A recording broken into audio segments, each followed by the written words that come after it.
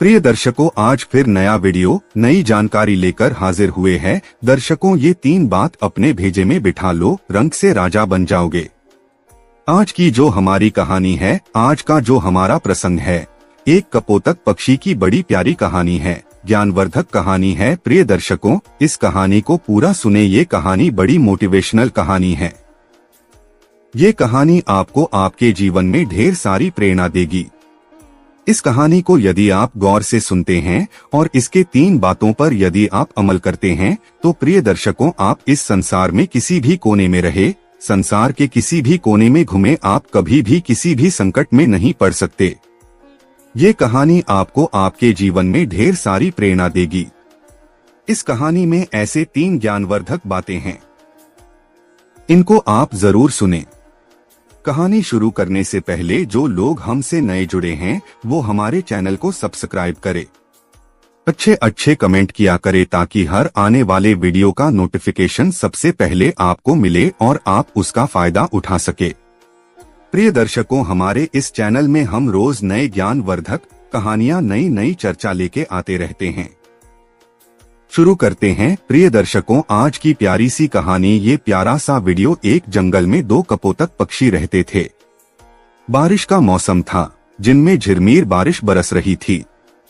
तब दोनों कपोतक पक्षी एक वट वृक्ष के खोखले में जाकर बैठ जाते हैं। दोनों वट वृक्ष के खोखले में बैठ जाते हैं और बारिश मूसलाधार बरसने लगती है। तभी उनके पास एक तीसरा कपोतक पक्षी उड़ता हुआ और भीगता हुआ आता है और उनसे कहता है कि थोड़ी जगह मुझे भी दे दीजिए, मैं बारिश में भीग रहा हूँ। लेकिन उस वट वृक्ष के खोखले में इतनी पर्याप्त जगह नहीं थी कि 3 पक्षी आ सके, क्योंकि दोनों पहले बैठे हुए थे। क्योंकि इतनी पर्याप्त जगह थी जिसमें दोनों बैठे हुए थे। अब वो तीसरा पक्षी उड़ता हुआ भीगता हुआ आता है और उनसे जिद करने लगता है और उनसे कहता है कि आप मुझे थोड़ी जगह दे दीजिए, मेरी सहायता कीजिए। जब दोनों पक्षी जो पहले से बैठे हुए थे वो इनकार कर देते हैं। वो कहते हैं कि यहाँ पे इतनी पर्याप्त जगह नहीं है जो हम आपको बिठा सके। तब वो भीगता हुआ पक्षी कहता है कि तुम मूर्ख तो नहीं हो जो मुझे जगह नहीं दे रहे हो।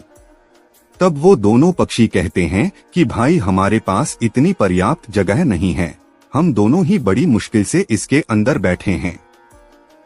लेकिन फिर से वो कहता है कि तुम दोनों ही मूर्ख हो। वो दोनों पक्षी फिर से कहते हैं कि भाई, यदि हमारे पास जगह होती तो हम आपको जरूर बिठाते, लेकिन आप खुद देख लीजिए, हमारे पास इतनी पर्याप्त जगह नहीं है कि हम आपको बिठा सके। अंततः वो भीगता हुआ कपोतक पक्षी उन पक्षियों के ऊपर जाकर बैठ जाता है। तब वो दोनों पक्षी उसको धक्का मार के और फिर से नीचे गिरा देते हैं। वह फिर से नीचे से उड़ता है और फिर कहता है कि तुम दोनों बिल्कुल मूर्ख हो, और फिर से उनके ऊपर जाके बैठ जाता है और फिर से वो पक्षी उसको धक्का मार के नीचे गिरा देते हैं। प्रिय दर्शकों, इसी तरह काफी देर चलता रहता है और वो उड़ता हुआ पक्षी उनसे बार बार कहता है कि तुम दोनों मूर्ख हो, तुम दोनों सबसे बड़े मूर्ख हो। हर बार वो इसी बात को कहता। जब वो थक जाते हैं तो भीगता हुआ पक्षी वहां से उड़कर चले जाता है और वह दोनों पक्षी उसी वट वृक्ष के खोखले में बैठे रहते हैं। तब उसका कपोतक पक्षी की पत्नी अपने पति से कहती है कि पियाजी, अभी जो पक्षी आया था कि यह बार बार हम दोनों से मूर्ख कह रहा था। यह कह रहा था कि तुम दोनों मूर्ख हो, कि तुम मूर्ख तो नहीं हो। वो बार बार इसी बात को कह रहा था। तो ये मूर्ख होता कौन है? मूर्ख होता कैसा है? मूर्ख दिखता कैसा है? आप मुझे इस बात को बताइए। प्रिय दर्शकों, तब वो कपोतक पक्षी अपनी पत्नी को एक कहानी सुनाता है और वह कहता है कि प्रिय, इस कहानी को यदि आप ध्यान से सुनोगी तो आपको यह पता चलेगा कि मूर्ख कौन होता है। तब वह अपनी पत्नी को कहानी सुनाता है और उसकी पत्नी बड़े गौर से और बड़े ध्यान से सुनती है। कपोतक पक्षी कहानी शुरू करता है और वह कहता है, एल की एक नगर में एक सेठ रहता था। उस सेठ के एक पुत्र था। सेठ ने अपने पुत्र की शादी कर दी और शादी करने के बाद सेठ का लड़का शहर चले जाता है कमाने के लिए और सेठ के लड़के की पत्नी घर पे रहती है। एक दिन सेठ के लड़के की पत्नी पनघट पर स्नान करने के लिए जाती है और वहां पे स्नान करने लग जाती है। तभी उसके पास में 3 रह चलने वाले व्यक्ति आते हैं और सेठ के लड़के की पत्नी से कहते हैं कि भाई हम बड़ी दूर से आए हैं और हमें बहुत तगड़ी प्यास लग रही है, इसलिए आप थोड़ा हमें जल पिला दीजिए। प्रिय दर्शकों, उस वक्त सेठ के लड़के की पत्नी के बदन पर इतने कपड़े नहीं थे क्योंकि वह स्नान कर रही थी। उसी वक्त तीनों राह चलने वाले व्यक्ति आ जाते हैं और उनमें से एक व्यक्ति कहता है कि हमें पानी पिला दीजिए। इस बात को कपोतक अपनी पत्नी से कहता है और कपोतक की पत्नी बड़े गौर से और बड़े ध्यान से सुन रही है। कपोतक आगे कहता है कि उस सेठ की पत्नी उन लोगों से कहती है कि भाई तुम कौन हो। तब उनमें से एक राह चलने वाला व्यक्ति कहता है कि हम यात्री हैं और हमें बहुत प्यास लग रही है, हमें थोड़ा पानी पिला दीजिए। उस व्यक्ति की इतनी बात सुनने के बाद वो सेठ के लड़के की पत्नी कहती है कि यात्री तो सिर्फ 2 होते हैं, तुम कौन से यात्री हो। अब वो व्यक्ति बड़ी सोच में पड़ जाता है। वह सोचने लगता है कि हमें खुद को यह पता नहीं है कि हम कौन से यात्री हैं। वो यात्री उस सेठ के लड़के की पत्नी को कोई जवाब नहीं दे पाता है। तभी दूसरा व्यक्ति बोलता है और वह कहता है कि मुझे बहुत तगड़ी प्यास लग रही है और प्यास के मारे मेरे हलक सूखे जा रहे हैं, इसलिए आप मुझे पानी पिला दीजिए। वो सेठ के लड़के की पत्नी कहती है कि भाई तुम कौन हो। तब वह व्यक्ति जवाब देता है और वह कहता है कि मैं अनपढ़ गवार हूँ, आप मुझे पानी पिला दीजिए। तब वो सेठ के लड़के की पत्नी कहती है कि अनपढ़ गवार तो सिर्फ 2 होते हैं, तुम कौन से अनपढ़ गवार हो ये बताओ, तब मैं तुम्हें पानी पिलाऊंगी। लेकिन वह भी कोई जवाब नहीं दे पाता है।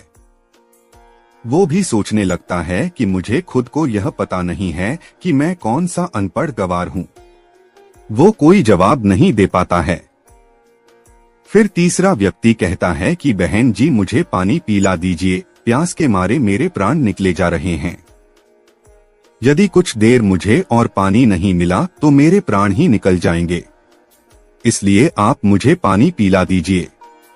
तब वो सेठ के लड़के की पत्नी उस व्यक्ति से कहती है कि भाई तुम कौन हो, तुम बताओ, यदि तुमने बता दिया तो मैं तुम्हें जरूर पानी पिला दूंगी। वो कहता है कि मैं मूर्ख हूँ, आप मुझे पानी पिला दीजिए। अब सेठ के लड़के की पत्नी कहती है कि इस संसार में 2 प्रकार के मूर्ख होते हैं, तुम कौन से मूर्ख हो। प्रिय दर्शकों, अब वो भी इस सवाल का कोई जवाब नहीं दे पाता है। वो भी बड़े सोच में पड़ जाता है कि मुझको खुद को पता नहीं है कि मैं कौन सा मूर्ख हूँ।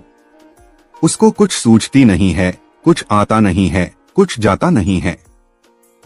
वह कोई जवाब नहीं दे पाता है। इस कहानी को कपोतक अपनी पत्नी से कह रहा है और उसकी पत्नी बड़ी ध्यान से और गौर से सुन रही है। आगे कपोतक पक्षी कहता है कि वो तीनों व्यक्ति प्यासे ही पनघट से जाने लगते हैं। जब वहां से रवाना होते हैं तो सेठ के लड़के की पत्नी उनसे कहती है कि भाई आप मेरे घर चलिए, यहाँ से कुछ ही दूरी पर इसी रास्ते पे मेरा घर है, वहां मैं आपको जरूर पानी पिला दूंगी। प्रिय दर्शकों, वो तीनों यात्री उस सेठ के लड़के के घर आ जाते हैं और सेठ के लड़के की पत्नी स्नान करके और कपड़े पहनकर अपने घर आ जाती है। जैसे ही वह तीनों व्यक्ति उस सेठ के घर पहुंचते हैं और साथ में सेठ के लड़के की पत्नी भी घर पहुंचती हैं, तभी उसके ससुर की नजर अपनी बहू पे पड़ जाती है। तब उसका ससुर सोचने लगता है कि मेरी बहू किन मर्दों के साथ घूम रही है। इसका पति विदेश गया हुआ है, इसका पति बाहर गया हुआ है कमाने के लिए और ये पराये मर्दों के साथ घूम रही है। इसी बात को वह सोचने लगता है। उधर सेठ के लड़के की पत्नी उन राहगीरों को अपने घर ले जाकर उनको पानी पिलाती है और तीनों को पानी पिलाकर वहां से भेज देती है और उनसे कहती हैं कि भाई कि मैंने तुम्हें पनघट पे पानी इसलिए नहीं पिलाया क्योंकि मैं स्नान कर रही थी और मेरे बदन पर इतने पर्याप्त कपड़े नहीं थे जो मैं तुम लोगों के समक्ष खड़ी हो सकूं। इसलिए मैंने तुम लोगों से इतने कठिन सवाल पूछे हैं।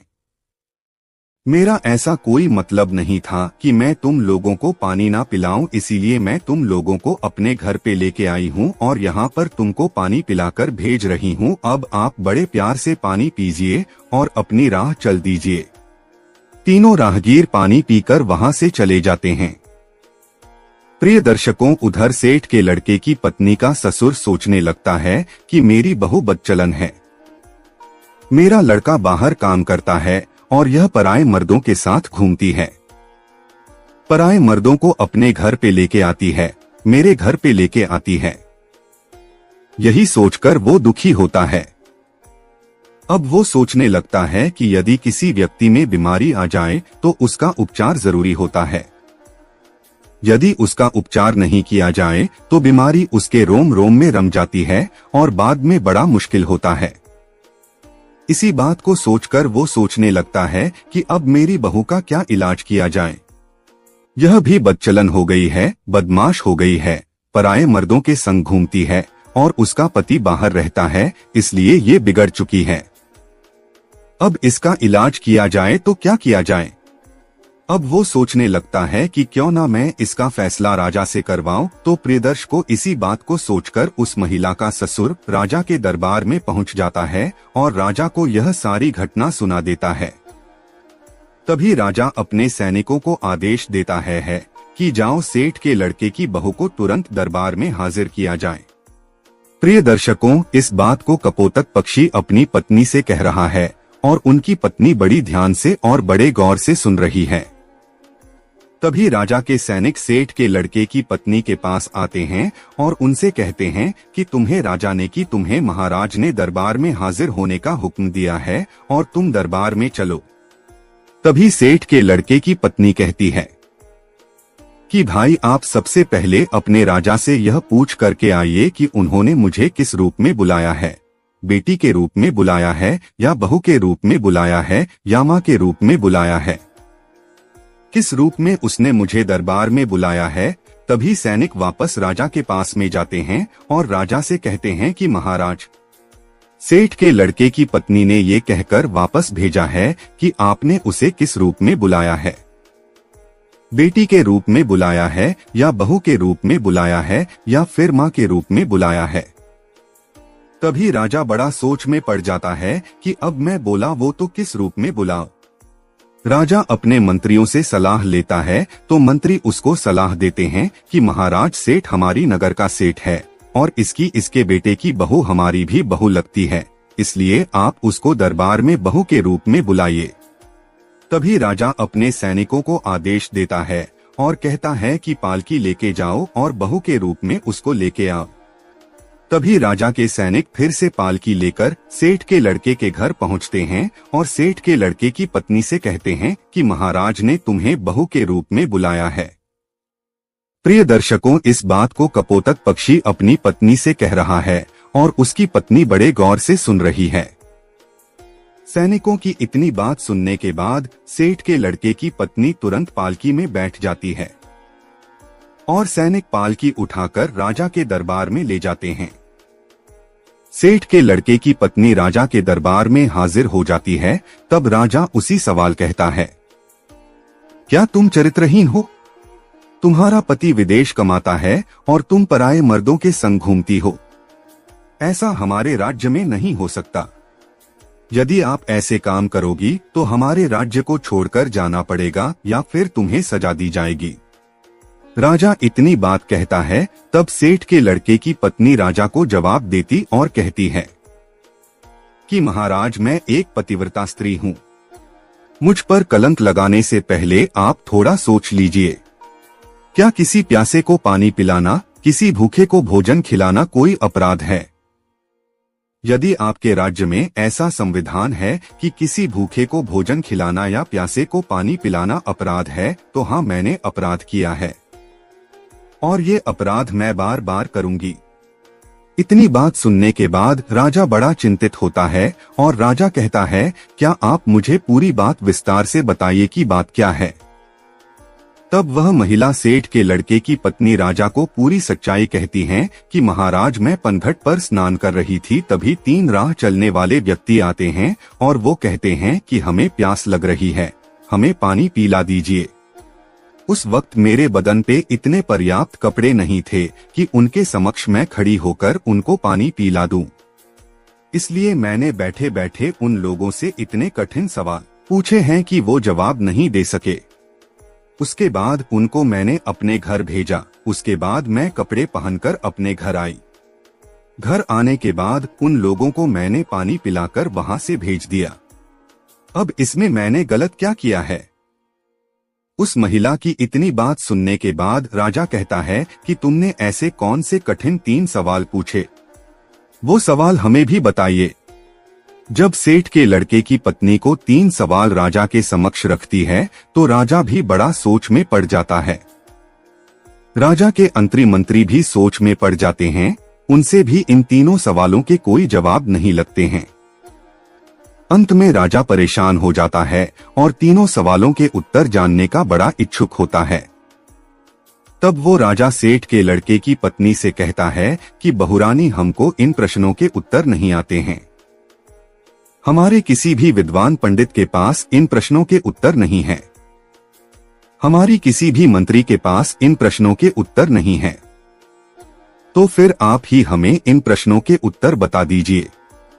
तब वो महिला सेठ के लड़के की पत्नी हाथ जोड़कर के राजा से कहती हैं कि महाराज, ये तीनों प्रश्न बड़े अनमोल है और इनके उत्तर उनसे भी ज्यादा अनमोल है।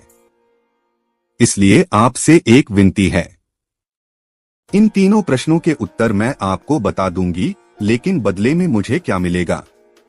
वह महिला कहती हैं कि महाराज, यदि सौदा हो तो बराबर का हो।